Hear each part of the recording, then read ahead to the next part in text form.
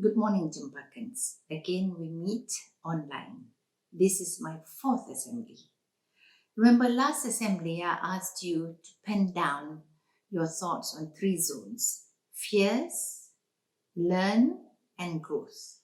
Okay, let's go through each zone. For fears, many of you actually wrote the same things. We are all fearful of getting the virus, getting somebody infected by the virus, and we are fearful that when we go out, we might catch it from somebody, and then when we come back, we might spread it to people at home. And many of us are fearful that older members of the family might get it, your parents, your grandparents, and so on. So that's quite common in many of the replies I got. Well, Ilham mentioned that he's a bit worried, afraid that things will not be the same. Yes, we will not have the same normal as before. It's a new norm that we have to look at now. We cannot do things as how we did before, like for instance, showing love with hugs and kisses and the way we even greet one another. Now we cannot shake hands anymore. So there are other ways that we have to learn to show how much we care for other people.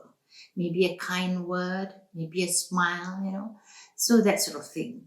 Now, there are people who are quite fearful for their children who are working out there as doctors, like Panaini, and a few parents who've got children who are doctors and they're working in hospitals. Or you might be worried because your dad or your mom is a doctor or somebody working in the hospital. So you're worried that they might get it when they're there, and you're also worried that they might bring it home. Similarly, they are also worried that they might infect you. So that is something a few people are fearful about. Now, I would like to touch on what Dr. Barry said. He's an expatriate. So he said that, he doesn't like to be isolated. Well, none of us like to be isolated. We like to go out and have that cup of coffee, meet friends, and go to school. And then he said that, like for every Easter, he will go back to Australia to be with his family, but he couldn't do it this time. And then, all the airports are closed. Planes cannot leave Malaysia and planes cannot land in Malaysia. So that is something that he was concerned about. But what he said it really attracted me, and I'd like to mention this. He said that we're not really in a fearful situation. We need not fear the situation that we're in now.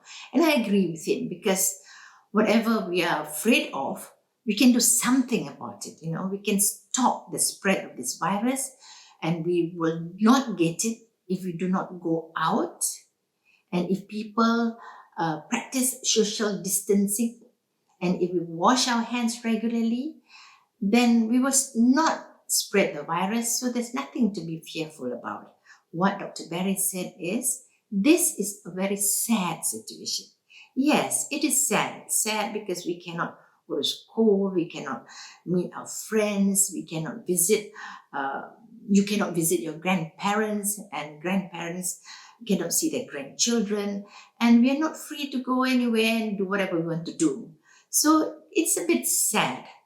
But I think let's look at the positive things. Let's be positive about everything, and then maybe it can mitigate that sense of sadness, and we can bring a little bit of joy in our lives. So no need to be afraid of, no need to be fearful, children. Now let's go into the learning zone. Many of you said about cooking, learning to cook, baking, learning a new language, learning to play a musical instrument online. And Dominic from Cheras, he's got something different. He said that he's doing some prints on cloth later on to make his own designs. I think that is wonderful. I would like to have a look when he comes back, and I'm looking forward to see the designs that he's done on the cloth the prints that he has done. So that's something different. And Dr. Barry mentioned about relearning Latin. Yes, that's very good because Latin is very useful if you are going to do medicine or you're going to read law, because you see, in law, things have to be very precise, and Latin is a very precise language. And you read law, there'll be lots of words and phrases in Latin. So that could be useful, and you can learn that online as well. So we are very lucky, actually. We have internet now, and there's technology. You can visit museums, you can go to concerts, just going online. You can learn so many things on YouTube. And I'm learning Mandarin, and hopefully when we get back to school, I can give a short assembly in Mandarin. So that is something that we learn, the cognitive parts of learning, like for me, for instance, to do this assembly with you, I don't have a proper tripod for an iPhone. I'm doing this with my Samsung Note 9 to take the assembly, to record the assembly. And I don't have a proper tripod for this recording. So what did I do? I actually took my phone. I've got a tripod, a normal for other cameras. So what did I do? I actually propped my phone on top of the tripod and put a duct tape around it. And sometimes it's difficult because it's not stable. And so I learned to sort of put the duct tape properly so that it will not slide. Otherwise, while I'm talking, my head will disappear. So that's something that I learned to do. Most probably after this, I should get a tripod for my phone and do a better job at it. So that's what I've learned, besides, reading and doing certain things at home, even cooking and learning a few things on YouTube. Now, I think that is the cognitive part of what we learn. But there is something that's deeper that we learn. We learn to appreciate what it means to connect with other people, isn't it? We learn to appreciate that, we play a very important role in society, that we learn personal hygiene, we learn to care about people, we learn to be concerned about people. And if you don't hear from our friends or from members of the family, you will call them. And maybe during this time, during the MCO, we actually connect more with people around us, our friends and family members, more, I think. And we have learned to really appreciate the idea that we all need each other in these challenging times. So, it is something that is really amazing. And moving on from learning zone to the growth zone, I can see that we've all learned to become independent learners. So the idea of lifelong learning has already started.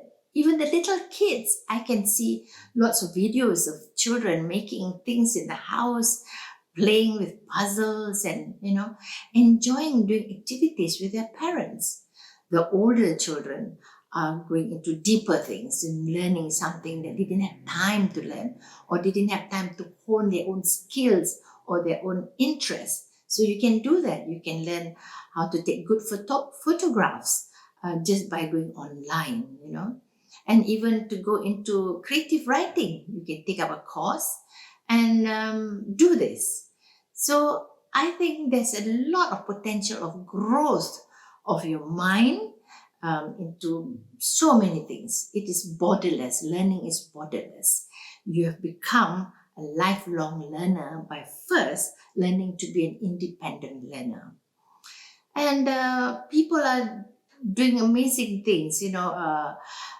Irvin was talking about free athletics.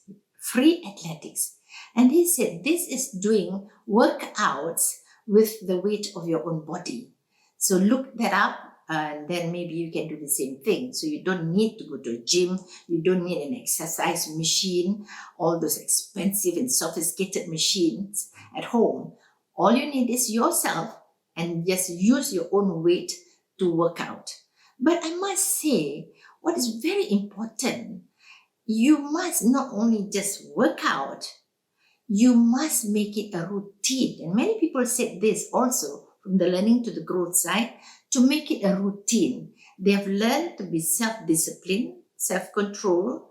And then the growth section, they've said that, well, it has to be properly structured, you must have a proper routine. So if you do it at 6 o'clock every day for half an hour, make sure it's 6 o'clock every day for half an hour.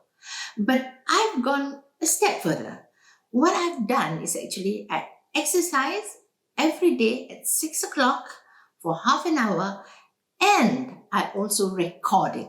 This is very important because, sometimes you feel that, oh, it's okay, half an hour, maybe it's not even half an hour, maybe it's only 20 minutes, or maybe you've gone beyond that half an hour, so you need to time yourself, or maybe you do different workouts on different days. That might not be very good. Maybe you like to work on your muscles, upper body muscles, or your leg muscles, so you need different types of exercises. But what is important is to have a record of what you do. So I have a record. I have a record of how many sit-ups I do, how many step downs I do, and I also do ballet workouts, so how many pliés I do, half a plié or full plié, and so on. So you need to record it so that you can progress from one level to another. So that's very important. And I feel that there is so much that we can do about what we want to be now, to grow in us the physical strength, the mental strength, the emotional strength that we want to grow and build in us to shape our character, and how that is going to go forward to a higher level of growth after this MCO. And then, because we've been doing it all this while, it becomes a routine. And then, you know what, children? Voila! We have made it a habit, a good habit. Yes. So, let's recap. Nothing to be fearful about. We know what to do. We know how to keep safe. We know how to take care of ourselves. We know how to take care of our family and to keep safe. We know how to connect with family.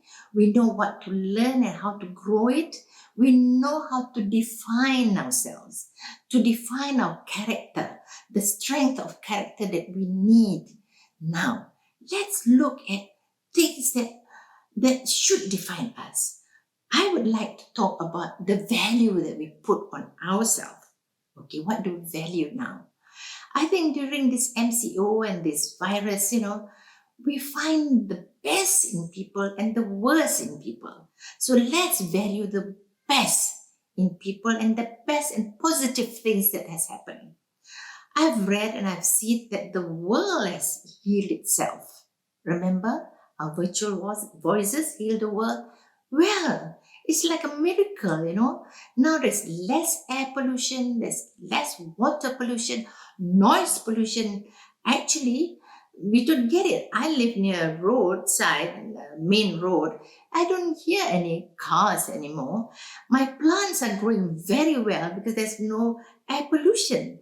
And now apparently you can see fish in the canals in Venice, and our rivers are clean, lakes are clean, and things are growing very well. So there you are. Maybe with this virus, we have to a certain extent stop global warming. So that's the positive side of this virus. So we have a new world to look forward to, a new adventure to go to experience. So you see, we have now that positive side of the MCO. We are also looking at the value of health in us. Yes, we are becoming more fit, and maybe now, after the second week or so, we learn to ration our food. We learn to eat less. At first, I think the first week, we were so afraid that we might not have enough food. So a lot of people went out to buy so much, and they ate so much. But now, into the third week or so, I feel that we've eaten less. Well, I've eaten less. I don't eat as much, and try to preserve the food that we have, to ration it. So we have learned to be a little bit more health conscious, and then with all our physical workouts and have more energy. Now that is the value of our life. Now we also learn about family, about friends, and how we learn to love people, to reach out, the connection with people, your friends, family members, and maybe even make new friends online. There is no more room for hate.